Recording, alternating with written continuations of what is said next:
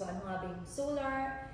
Sinabi mo bang solar, ano ba yung naiisip natin? Kasi solar is not very particular in the Philippines. Hi everyone, this is Iconic, your solar doctor, and welcome to Solar Clinic. We will talk about solar. So sasagot tayo ng comment sections. So samahan niyo ako for our first episode, or our first vlog. You'll have your questions na pwede nating sagutin. First question. Ma, pwede ba po malaman paano kung isang linggong walang init or sa tag-ulan, maaari pa rin bang gamitin ng solar? Magkakaroon pa rin ba ng power supply sa ilaw, TV, ref, washing machine, and the rest po ng mga appliance? Oo nga naman. Gaya ngayon, nakita niyo sa likod ko, medyo makulimlim. Diba?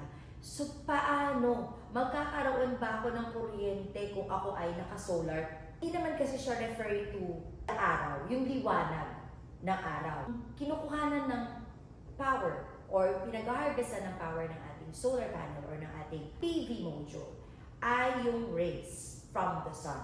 So, di ba kahit madagim, sa salamin, nagbabago yung lens natin kapag maaraw. So, yun yung one example. Makulimlim naman. Pero, sun rays kasi yung kailangan natin from the sun. Hindi yung liwanag niya. Okay, so may mga peak hours yan, like 12 noon yan, yung sobrang taas ng sun rays kasi yung mainit afternoon. So doon ngayon mag-harvest ng sobra yung ating solar panel. Popos ko dyan, paano kapag maulan? Sasagutin ko yan sa next video natin.